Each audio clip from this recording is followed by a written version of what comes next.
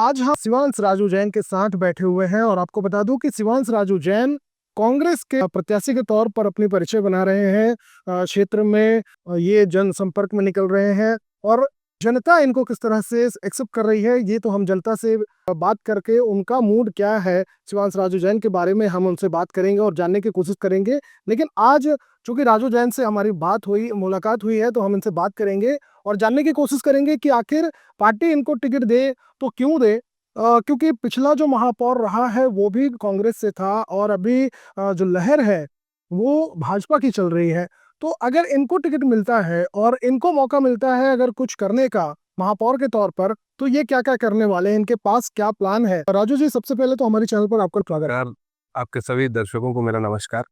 राजू जी, कोई भविष्य की प्लानिंग जो आपके द्वारा की गई हो, जो आम जनता को जिसका लाभ मिल सके, क्योंकि जनता त्रस्त हो चुकी है। चार चार महापौर चिरमिरी ने देखे हैं। आम जनता को सिर्फ ये समझ में आ रहा है कि महापौर हो या पार्षद हो या विधायक हो, सिर्फ छलने का और लूटने का काम कर रहे हैं। उनके अगर निजी स्वार्थ की बात की जाए तो कोई भी मूलभूत सुविधाओं पर काम नहीं कर रहा है। किसी भी आदमी को जो नगर निगम महापौर हो, पार्षद हो, उससे जो लाभ मिलने चाहिए वो सब नहीं मिल पा रहा। अगर आप महापौर बनते हैं तो नया क्या करेंगे जिससे आपसे लोग लें? देखिए, सबसे पहले तो मैं आपको ये बोलना चाहता हूँ कि ऐसी बिल्कुल भी बात नहीं कि कोई भी महापौर हो और कोई भी विधायक हो या कोई भी पार्षद हो, वो कोई काम नहीं करता है, जनता को छलने या लूटने का काम करता है। किसी भी राजनीतिक दल का हो या निर्दलीय हो या भाजपा का हो या कांग्रेस का है, हर नेता ये चाहता है कि मैं अपने वार्ड की जनता को, मैं अपने निगम क्षेत्र की जनता को और मैं अपने विधानसभा की जनता को या संसदीय क्षेत्र की जनता को खुश रखूं, ज़्यादा से ज़्यादा उनका काम करने का प्रयास वो करता है। कुछ लोग उसमें सफल हो पाते हैं, कुछ लोग उसमें असफल हो जाते हैं। कुछ लोग जनता के जो मंसूबे हैं उन पर खरा उतरते हैं और कुछ लोग नहीं भी उतरते हैं। 100% तो कोई खुश नहीं रहता है, राजनीति ऐसी चीज़ है। फिर भी हम अधिकतम क्या कर सकते हैं, लोगों को ज़्यादा से ज़्यादा कैसे मदद कर सकते हैं, इस बारे में हर जनप्रतिनिधि को सोचना चाहिए। ये उसका धर्म है अगर जनता ने उसको चुना है तो। और जो पिछले 5 वर्ष की हम बात करते हैं, तो पिछले जो 15 वर्ष थे भारतीय जनता पार्टी के समय में 2003 से 2018 तक के, उसकी तुलना में अगर आप देखेंगे तो 2018 से 2023 तक जो कांग्रेस का कार्यकाल था, सरकार का, विधायक का और यहाँ के महापौर का, बहुत अच्छा था। लोग काफ़ी हद तक संतुष्ट हैं, बहुत सारे काम हुए, कुछ नहीं भी हो पाए होंगे, लेकिन अब आगे उन कामों को करना है।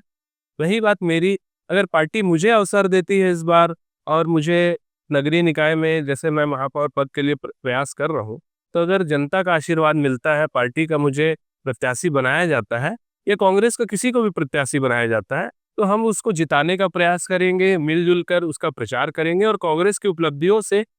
हम वोट मांगेंगे। और जनता ने हमारा कार्यकाल देखा है। आज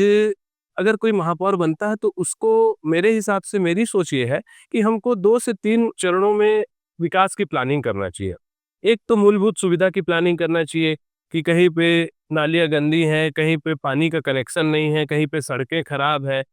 और जो बेसिक नीड की कोई भी चीज़ें हैं, उसको हमको 6 महीनों में, साल भर में एक प्लान के तहत एक ब्लूप्रिंट तैयार करके उसको पूरा करना चाहिए। एक हमको 5 से 10 से 15-20 वर्षों का मास्टर प्लान तैयार करना चाहिए कि हमको 10 साल में शहर में क्या ज़रूरतें हैं, हमको आने वाले समय में पलायन की जो समस्या है उसको कैसे रोकना है, शहर का विकास कैसे करना है, स्थायित्व कैसे बरकरार रखना है, रोजगार के लिए हमको क्या करना है, शहर में हमको पर्यटन को कैसे बढ़ावा देना है, शहर में जो अन्य जो समस्याएं हैं, जैसे रोड में अगर जीव जंतु की हम बात करें, अगर वो विचरण करते हैं तो कहीं पे अन्य जो समस्याएं हैं, रोड सक्रिय हो रही है, अव्यवस्थाएं फैली हुई हैं, वो सारी चीज़ों को, और एक प्लान हमको 100-50 वर्षों के लिए तैयार करना चाहिए कि आने वाले 50 साल बाद हमारा शहर कैसे होगा। उसका जो सपना है, उसका जो नींव का पत्थर है, मील, वो हमको अभी रखना पड़ेगा, बीज उसका अभी डालना पड़ेगा। तो मेरा ये मानना है कि जो 100 वर्षों से चिरमिरी हमारी कोयले पर निर्भर है और जो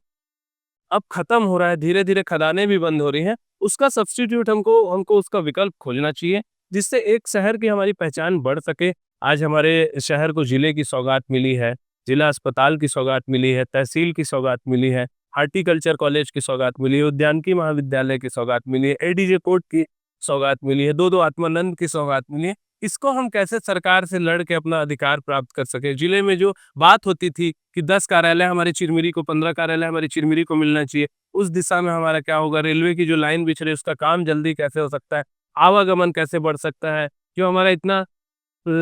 प्राकृतिक सौंदर्य से भरपूर हमारे जो शहर है, उसमें हम क्या ऐसा काम कर सकते हैं, फॉरेस्ट की जो ज़मीन है उसमें फॉरेस्ट के माध्यम से पर्यटन में क्या डेवलपमेंट हो सकता है, रोपवे कैसे लग सकता है, हमारे बाहर के सैलानी यहाँ कैसे आ सकते हैं, उनके रुकने की क्या व्यवस्था रहेगी, उनके घूमने की क्या व्यवस्था रहेगी, हमारे शहर का हम प्रचार प्रसार एक पर्यटन नगरी के रूप में क्या कैसे कर सकते हैं, एडवेंचर पार्क हम कैसे बना सकते हैं, हम यहाँ पे और भी लोगों को लुभावने के लिए और क्या-क्या कर सकते हैं, इस दिशा में हमको प्रयास करना चाहिए। तो मेरे मुख्य ये प्रयास रहेगा कि मैं शहर को कोयले के साथ-साथ एक अन्य पहचान दूँ और पर्यटन नगरी के रूप में मैं चिरमिरी को विकसित करने का मेरा एक पूरा प्लान तैयार है। अगर मेरे को जनता का आशीर्वाद मिलेगा, तो मैं उसको बहुत जल्दी अपने 5 वर्षों के कार्यकाल में पूरा करूँगा। उसका सारा जो नॉलेज है मैं अभी पिछले 1 डेढ़ वर्षों में ले रहा था और मुझे लगता है ये काम बहुत आसानी से हम कर लेंगे और हमारा शहर पूरे देश में, पूरे प्रदेश में कैसे एक अच्छे सुंदर जैसे आज पचमढ़ी है, जैसे आज मेन पार्ट है, मैं बहुत बड़ी बात नहीं करता, है ना? लेकिन जो छोटी-छोटी चीज़ें हैं उसको करके हम डेवलपमेंट्स कर सकते हैं। तो ये जो विकल्प की आपने बात की, एक एसईसीएल के अलावा और कौन से विकल्प हो सकते हैं जिससे चिरमिरी का विस्थापन, पलायन जो हो रहा है, वो रोका जा सके? क्या देखो प्लान है उसके बारे में? देखिए उसके लिए मेरे पास ये प्लान है कि जो चिरमिरी के खाली क्वार्टर है, जो आज कोरिया, गेलापानी या पौड़ी या अन्य क्षेत्रों में बरतुंगा में, वहाँ पे वो जो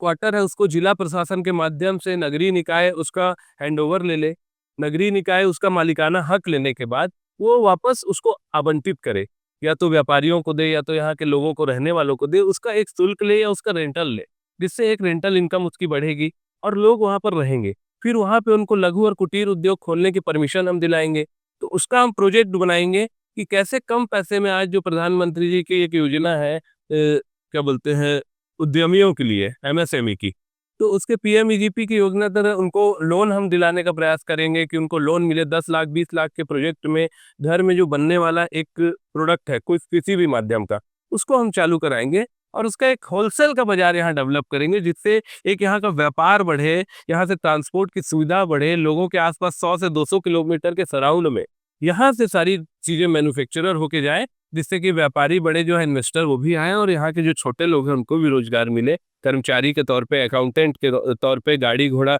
जो चलते हैं ट्रांसपोर्टेशन के तौर पे, वो डेवलप हो, पर्यटन नगरी के रूप में हमारा शहर डेवलप हो। तो जितने भी चिरमिरी के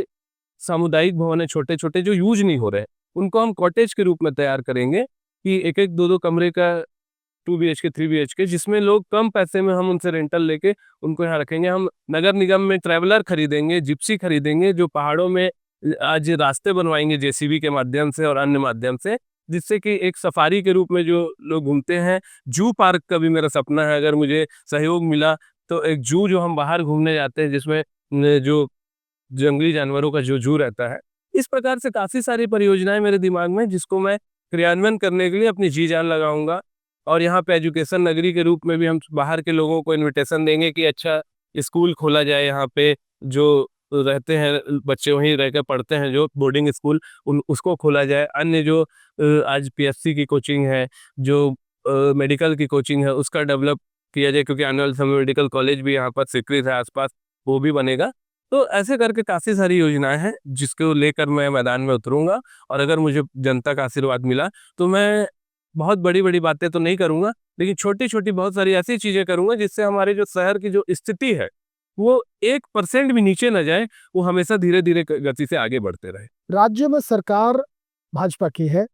आपके क्षेत्र के जो विधायक हैं वो भी भाजपा के हैं। क्या नहीं लगता कि अगर आप महापौर बनते हैं तो आपको बहुत मशक्कत करनी पड़ेगी, बहुत स्ट्रगल करना पड़ेगा योजनाओं को लोगों तक पहुँचाने के लिए?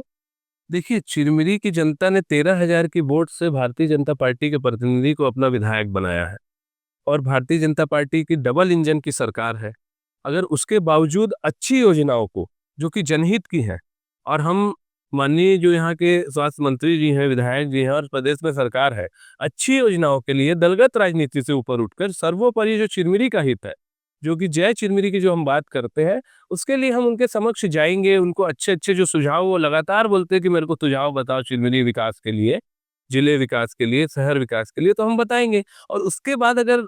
क्या बोलते हैं, अगर ऐसी कोई स्थिति आती है, तो हम अपनी लड़ाई लड़ेंगे और जो चिरमिरी की जनता का हक है, उसको किसी भी कीमत पे हम छीन कर लें, लड़ कर लें, उसके लिए हमको कुछ भी करना पड़ेगा, हम करेंगे और अगर ऐसा कुछ होगा तो जनता देखेगी कि उस समय जो हमारे शहर का महापौर है, वो क्या कर रहा है और जो प्रदेश का स्वास्थ्य मंत्री है, यहाँ के विधायक और सरकार है भारतीय जनता पार्टी की डबल इंजन की, वो क्या कर रही है? अगर शहर विकास के लिए अच्छी चीजें हैं, उसको क्यों कोई मना करेगा? जो यहाँ फंड आने हैं, उसमें जो रोड नाली और कंक्रीट का जो जंगल बनता जा रहा है, बहुत सारी अनावश्यक चीजें में जो पैसा लग रहा है, उसको रोक के हम जो आवश्यक चीजें उस पर ध्यान देंगे और उसको डेवलप करके शहर को बचाएंगे। डमरू रेड्डी एक निर्दलीय महापौर थे, प्रदेश में सरकार भाजपा की थी, उनको भी बहुत मशक्कत करनी पड़ी थी, बहुत सारे प्लान जो थे वो उनकी आम जनता के लिए बहुत लाभकारी योजनाएं थी जिसको वो अपने पास रखे हुए थे, लेकिन फिर भी उनको वो काम करने नहीं दिया गया। ऐसी सिचुएशन अगर आपके साथ क्रिएट होती है, तो आपने कहा कि आप आंदोलन करेंगे, लड़ाई लड़ेंगे। क्या लगता है कि ऐसी सिचुएशन में लड़ाई लड़ने के बाद भी आपकी जीत होगी, जनता आपके साथ खड़ी होगी? तूफानों के डर से नौका पार नहीं होती और कोशिश करने वालों की कभी हार नहीं होती। मैं कोशिश करूंगा और निश्चित रूप से मुझे विश्वास है, और जो अच्छी चीजें रहेंगी उसमें मैं पक्ष विपक्ष को ना देखते हुए शहर के विकास को प्राथमिकता दूंगा, और माननीय मंत्री जी से, यहाँ के क्षेत्रीय विधायक जी से एक तालमेल बनाकर कैसे काम हो सकता है, जनता को कैसे लाभ हो सकता है, उस दिशा में सकारात्मक प्रयास रहेगा मेरा। के लिए तो हमारे चैनल के माध्यम से अगर आप जनता को कुछ कहना चाहते हैं, अपील करना चाहते हैं, तो क्या कहेंगे? मैं यही कहूँगा कि मैं चिरमिरी का ही बेटा हूँ, यही मैं जन्म लिया हूँ, यही मैं पला बड़ा हूँ, यही मेरी पढ़ाई हुई है, यही मेरा व्यापार है, यही मेरी कर्म भूमि है, और मैं यहीं से ही अपनी अंतिम विदा लेना चाहता हूँ अपने एक जीवन के रूप में। तो मैं चाहता हूँ कि शहर का एक अच्छा विकास मैं कर सकूँ, और मेरे पास बहुत सारी ऐसी योजनाएं हैं डेवलपमेंट की, और 5 से 10 वर्षों का मेरा राजनीतिक अनुभव भी है। वैसे तो मैं 15 वर्षों से कांग्रेस से जुड़ा हूँ, लेकिन अभी पार्षद के रूप में और राजनीतिक जो सक्रियता है लगभग 10 वर्षों से मेरी है। और अगर मुझे आप मौका देते हैं तो मैं युवा हूँ, अपनी पूरी एनर्जी अपने क्षेत्र के विकास में आपकी सेवा में मैं लगाना चाहता हूँ। अपना आशीर्वाद देकर आप मुझे अनुग्रहित करें। अपने आसपास घट रही घटनाओं को जानने के लिए चैनल को सब्सक्राइब करना और बेल आइकॉन को दबाना ना भूलें।